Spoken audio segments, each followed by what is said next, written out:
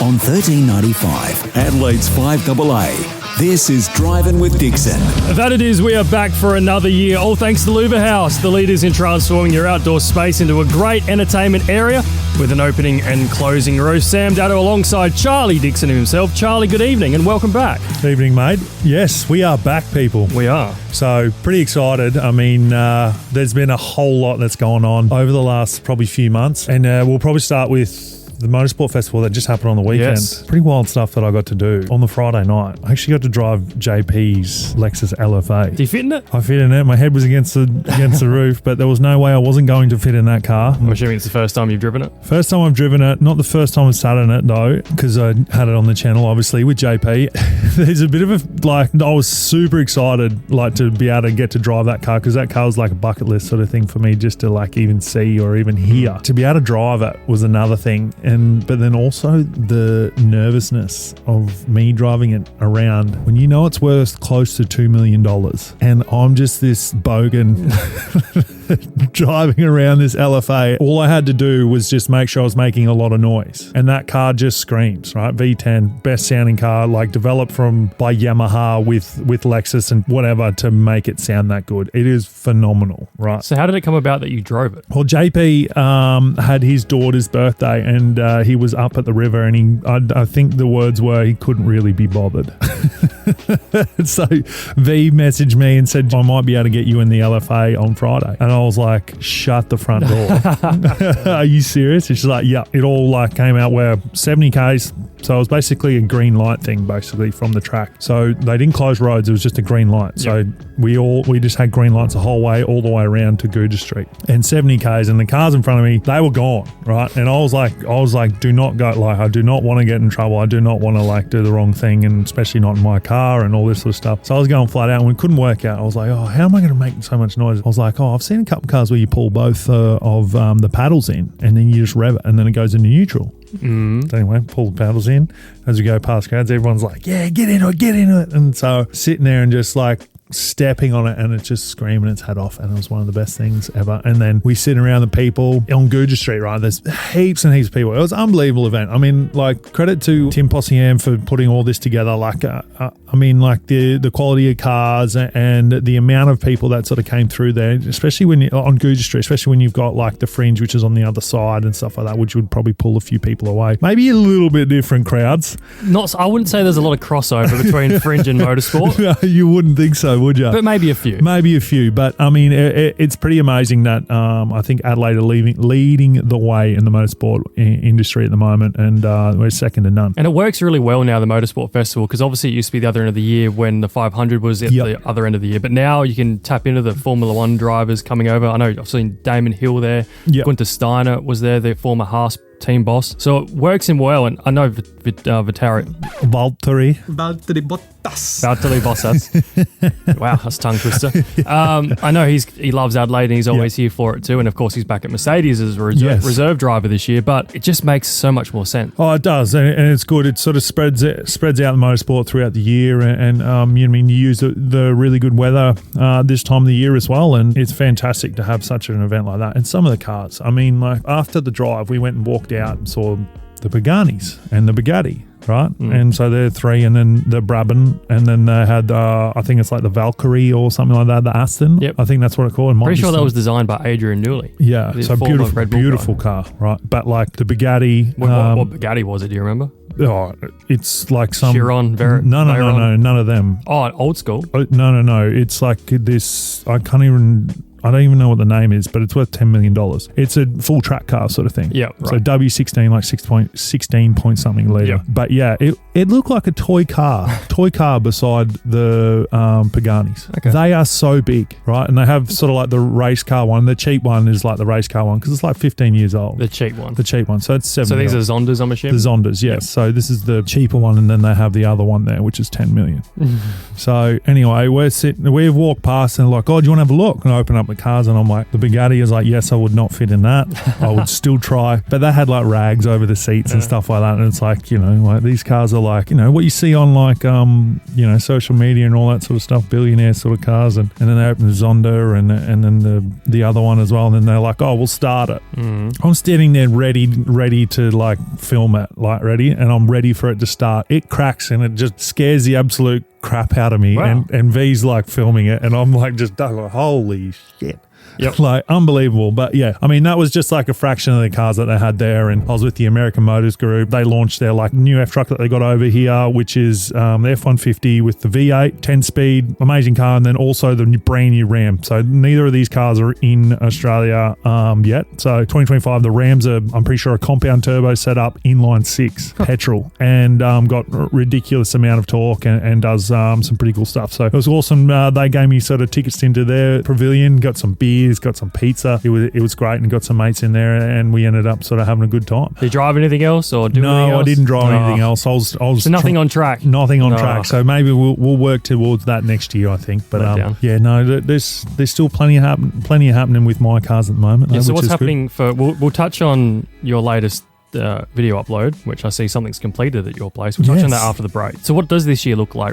It's been a few months. What are the cars doing? What's 2025 looking like? Well, it's pretty busy at the moment. So like I sat down and did my calendar with V last week. Yeah, got through all the car stuff, and I was like, sweet, right, I got to shoot off. And she's like, wait. You haven't done the football stuff yet. Of course. Because I'm playing for the Louvre Football Club. Yes. I've got, I think, around 6 games or so. I'll probably play a few more if I'm in town. But yeah, so I said, you've whatever we got left, you give me some dates. First event that I'm going to is Rocky Nuts, and that is the start of April. So I'll be leaving here on the 31st of this month to drive up there. My dad and brother and my brother's son are coming down with my dad's panel van as well. So I'll be at Rocky Nuts.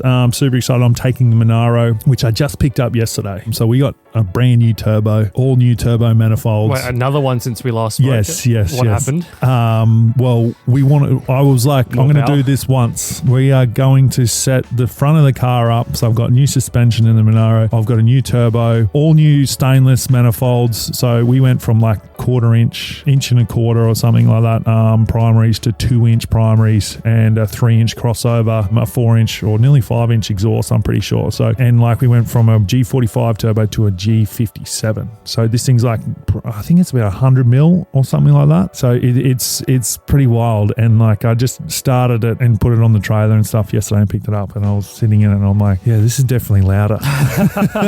But yeah, so we changed our fuel lines from like -8 to -12 because it's going to take a lot more fuel, and we're just sort of trying to work out which pumps we use now. We're going to need more pumps to pump more fuel. So that's the Monaro. Getting that ready. I might have to go over to Heathcote and do some testing before we go to Rocky and stuff like that as well, because from Rocky we go to Cootamundra the following weekend, and we got some no prep stuff. So I'm pretty excited about that as well. Now the HX, I took that over to Parks a few weeks ago, and we got all the paint fixed and a few other bits and pieces tidied up. So I've got that back, and the end of this week we are dropping that back to Dan, and we're putting the motor in. I got everything coated, putting that back together because we're going to MotorX in May. So early May we're taking that to MotorX as well as the Monaro. So we're going to reveal that at MotorX with the MotorX guys. And yeah, so we're getting that. We're getting to the pointy end with the HX as well. And then I've got some news with the XR6 as well, and then the Hilux. So bought any more Hiluxes? No, I'm back to 4. Someone gave me a Hilux though, so I've got to go pick that up.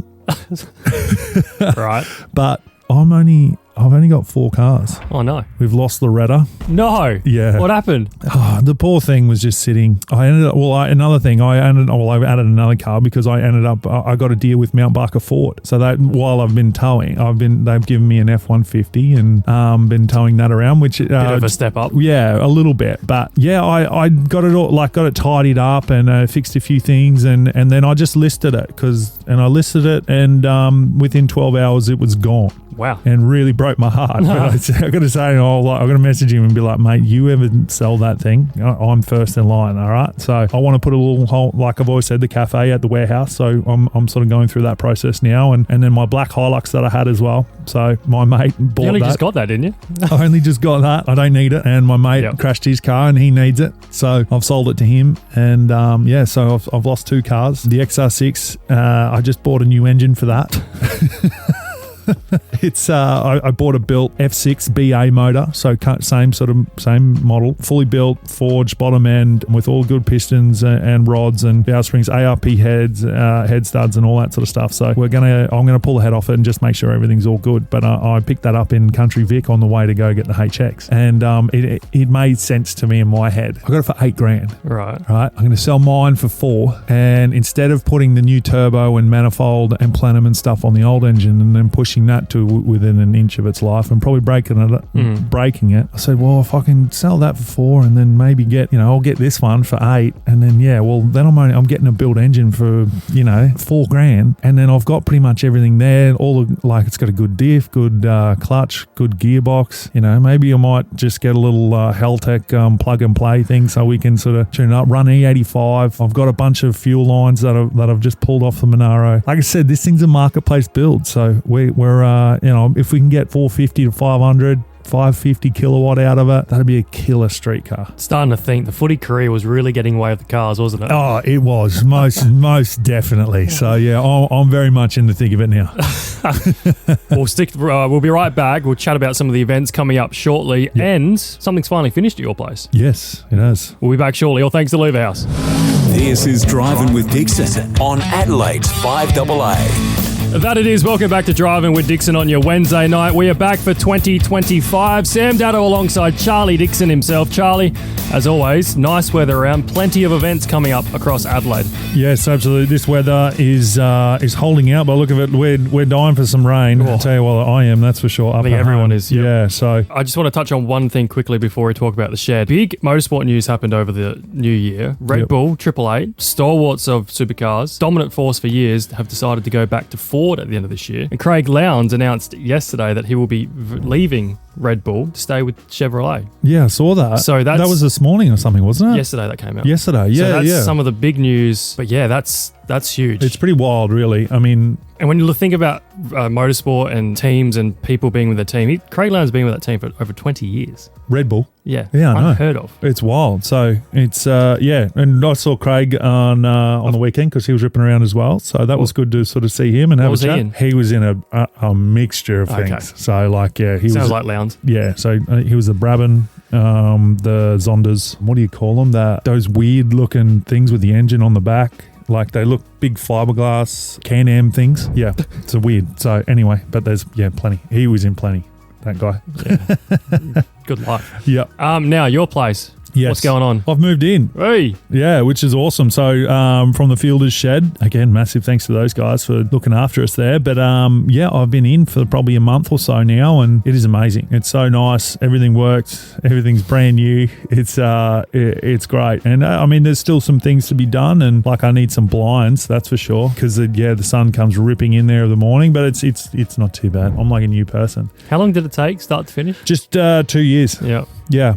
I mean, like it wasn't like something that we were sort of smashing it out. It was and plus weather through winter and stuff like that. It always takes forever, especially when how much rain we'd had in those last 2 years. It's nice to be finally in, but it's getting to a point where the shed's pretty full. So it's like, maybe I need to put like a skillion out the front so I can just park my daily out there and then keep the shed for like all the good cars. So you're keeping the one at Welland? Yeah.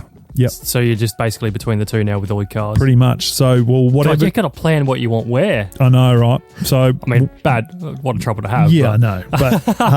But no, it's like, so whatever's finished, because I'm getting, cars are pretty well finished. So, Monaro will live up at home, and then same with the HX. So, I'm going to take the 4-post hoist from down in the shed here, and I'm going to take that up and put it in the corner of the shed, so then I can park the cars there and still use the end bay as a bit of a workshop area. Other than that, like whatever car needs work, so like the Hilux or the XR6, which I'm hoping to pull the engine out this weekend, that'll be down in the workshop. Yeah, so then when I open the hole in the wall cafe at the shed, people can see what's going on, and we'll hopefully have a little feature car in there every couple of weeks in the wall, and people come in, take a photo, get a coffee, get a toasty or something like that, and go from there. Got it all worked out. If anyone wants to have a look at it, it's of course up on your YouTube page as well. It is, yes. Go check it out. Yeah. And just before we wrap, you mentioned it before, going back to footy. Yeah.